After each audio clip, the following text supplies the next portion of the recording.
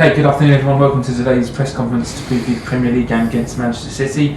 If you'd like a question, please use the raise hand function on Zoom. We'll get round to as many as we can. We'll start with the broadcast section, and that will be Gary Cottle of Sky Sports News. If you can unmute yourself, Gary, and away you go. Hello there. Can you see me and hear me, Thomas? Absolutely, yes. Forgive me, I know we're here to talk about Manchester City in the Premier League, but first of all, now that the dust has settled, I just wanted to ask you how everybody around the training ground is feeling after that amazing night on Wednesday. Yeah, well, it was a nice morning on Thursday to arrive and to see everybody happy and enjoying the feeling after a big win and starting to organize things for the last week of the season that we now have, which is absolutely amazing and a big reward. No, it's nice, and at the same time it's already second day and it's already the day to prepare the next Premier League match and to prepare the next schedule for traveling, for the flights and so on. So schedule keeps us busy. Planning for your trip to Istanbul, but of course fans as well planning a trip if they can get a ticket and they can get there. It's still quite a dangerous place in terms of COVID. Do you have sympathy with the argument for playing the game here in England? I didn't know that there is an argument or like a discussion around it. Hear it for the first time. Well, honestly, I play it wherever it's played. We should have played in Istanbul last season, so it was not in Istanbul. It was in Portugal then. And now again, the situation is pretty heavy in Turkey at the moment.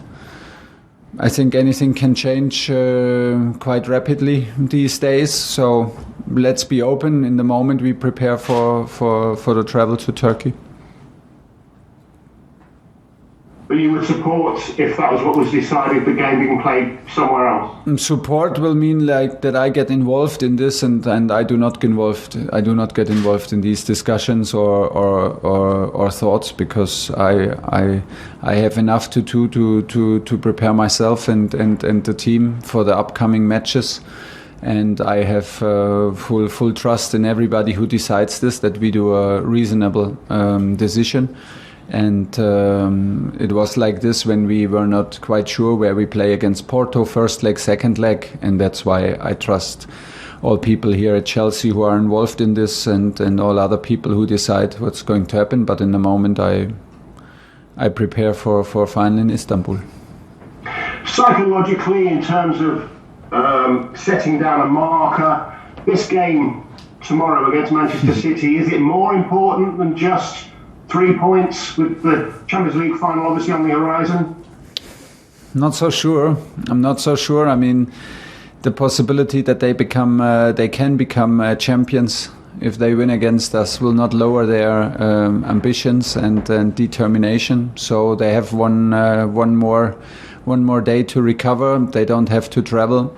Gives them a bit the upper hand because we saw how crucial that can be these days when they arrived in Wembley in the semi-final, and we had one more day. We had 2 home games in London, at least in London 2 games, and they had to travel from Dortmund, I think, and then again to London for this game. Had also like 1 day less than us, and I had the feeling that I could feel it on the sideline, that it gives us a bit the upper hand. So we have to deal with it, and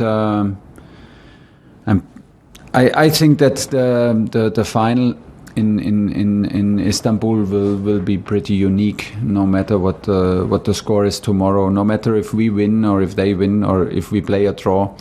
I think that both teams will reflect enough that this one game in football and this special game in Istanbul can turn any result around. That is the outcome tomorrow. So I try to prepare it in a normal way. It's the challenge right now is to get to get our tiredness out of the legs and out of our brain to get a refocus And this is the target right now, to be in good shape tomorrow, and then we see.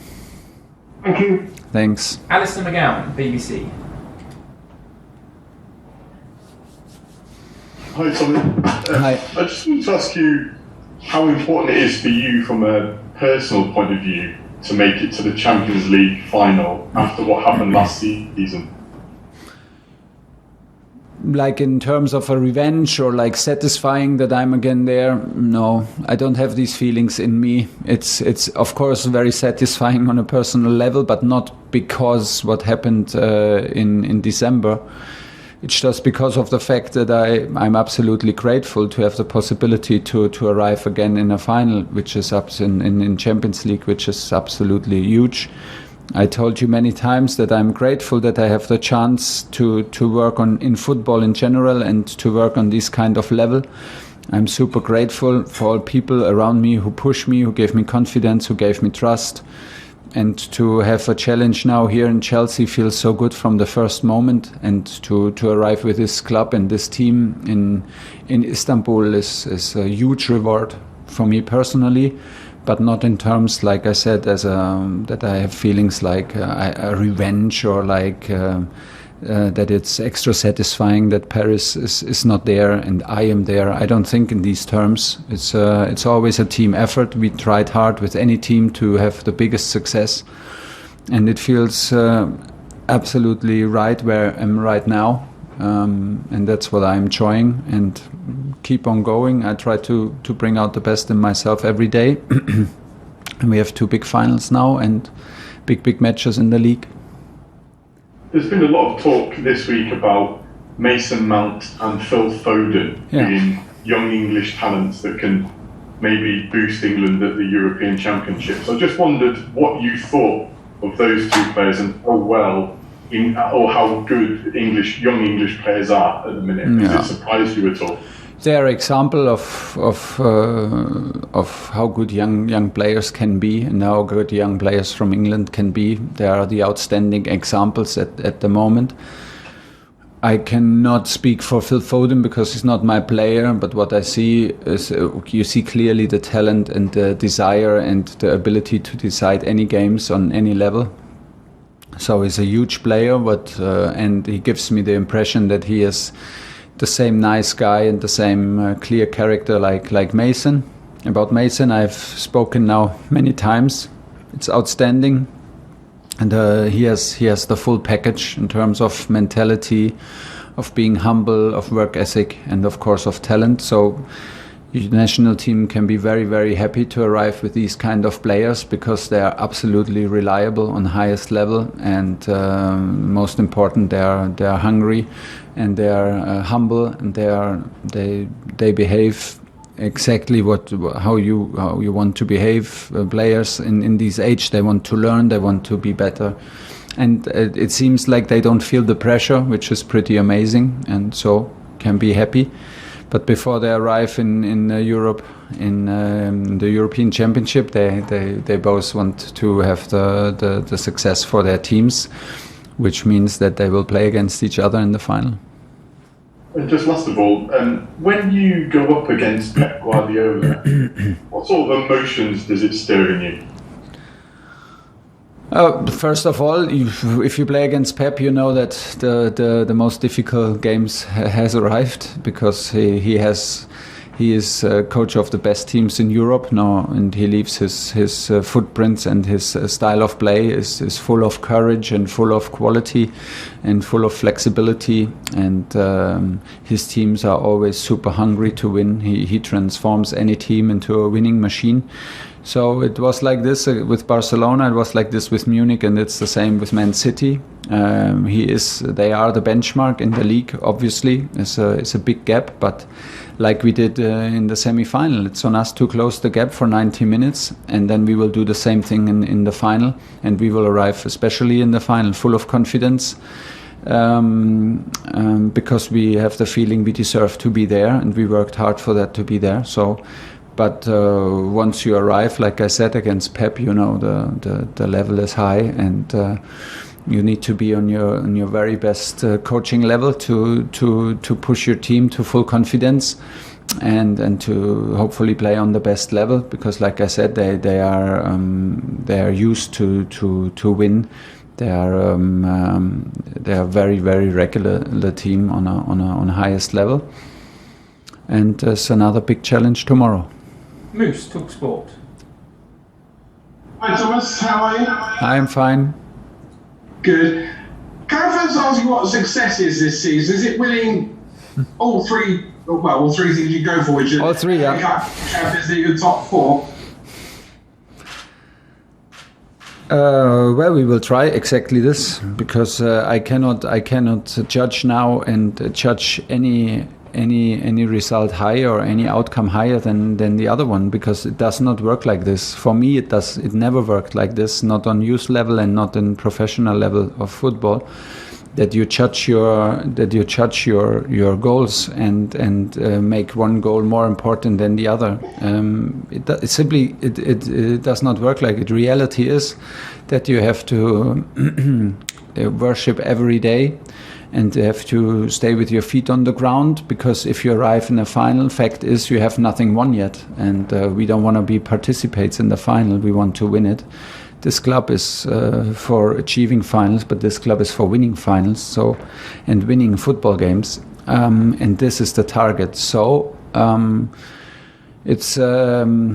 we do good if we keep our feet on the ground, if we keep our momentum going, if we keep our atmosphere, which is built on hard work, determination, good atmosphere, and the laughter. Every day, and a lot of respect and joy during the time that we spend together in Cobham here. And this is what we have to do. We have to absolutely focus on the process, and then we get hopefully the reward. We cannot focus on the result and on the reward at the end and determine success only by that, because that will bring us into a reactive position, and we don't want to be reactive. We want to work hard, that we earn the results. And this is what we did so far. And the challenge is to constantly keep on going every day, step by step. So you're playing City tomorrow, and you've still got them in the Champions League final. I mean, are you going to play exactly the same way you did at Wembley in the FA Cup semi-final, or are you going to keep your powder dry ahead of the Champions League final? What sort of tactics are you employing tomorrow? Yeah, good question. Not decided yet. Like I said, we have one day less to recover, and we have an away game, so we have traveling today one day less, which is quite a key factor in these times of the season. So I can imagine that we maybe need some fresh legs and fresh minds tomorrow, some hungry guys who want to show and deserve to get a chance in a big fixture tomorrow. Yeah, if there will be any tactical new stuff tactically, I don't know yet. I haven't decided yet. I need to speak to everybody now and look at the data and look at who's available and who is a bit in an overload, and then we have a high possibility that we see some changes. And just last one from me, you talk about fans maybe going to Istanbul for the final before. There will be fans at your last home game of the season, which will be a way back towards normality. Just your thought about that, and about seeing Stamford Bridge with home supporters, which you haven't seen yet. Yeah, I cannot wait. Actually, it's so sad that we play so long without spectators, and we almost get used to it because we don't want to get used to it, and it changes the game completely. And this is not just words; it is like this. You simply cannot compare. And even with the guys waiting for us now in front of the stadium before the Madrid game and after the Madrid game, it was like instantly, we were instantly excited and so happy for them, and you could feel the change of energy by having them around our supporters. So this is big news. We are absolutely excited to play with spectators in Wembley, and after that in a home game, Stamford Bridge, and of course at Aston Villa, and then hopefully also in Istanbul. This is first of all a step back to normality, but I hope that everybody stays safe. If we have these kind of matches, that is the most important, and we will never complain, but we can just say it and tell it out loud as a fact. The game is not the same game within empty stadiums. Okay, we've got time for two more. One for Natalie and then Nick Purell to finish. Natalie. Hi, Thomas. Hi. Still talking a little bit about the FA Cup match. How different do you imagine these three games, considering that they are kind of all decisive games in a way? And how does it feel to be on City's way in two titles now, the Champions League and the Premier League? It feels good because it means that we are there. So we wanted to arrive. We had absolutely no favorites against whom we want to play, because first of all it was like we were absolutely focused on us and that we have the chance to play in Istanbul, and it was the same in the semi-final. We knew that this is maybe the toughest opponent right now in Europe that you can play, and it was the target to close the gap to City for 90 minutes, because this is what you can do in football. You never want to accept that there is any gap, and if you have the feeling you play another team like City, who is in the moment like the benchmark in the league, you step up and you try to close the gap for 90 minutes, and that is exactly what we did in Wembley. And so now it's a league game. They can be champions. They have one more day recovery. That gives them a little bit, that will not lower their expectations and their ambition and determination. So it's a big challenge for us. But listen, I mean, this is why we are here, and everybody who will play for Chelsea tomorrow, everybody of my team will be fully focused and determined to grab the best result possible at the Etihad, and then from there on we go. And the big challenge now is also to forget last Wednesday, because it will not help us tomorrow on the pitch. We should remember our performance and what we put into this game, but forget all the praise, forget all the positive feedback, forget the result, and we start back new. Last question, Nick Purell. Hi Thomas, could you just give us a quick injury update on how you fixed for the weekend, and then also just on Cesar Azpilicueta, obviously your club captain, and he's been so influential for you. It seems either if he does or doesn't play, and I just wondered if you could just sort of explain that influence and how much of a help I suppose that's been to you in the success you've had so far, and hopefully more to come. Yeah, he's a huge factor, a key factor, and a key player for me in this club. He is what he for me expresses everything what I think is typical for Chelsea. He's a fighter. He's a team player.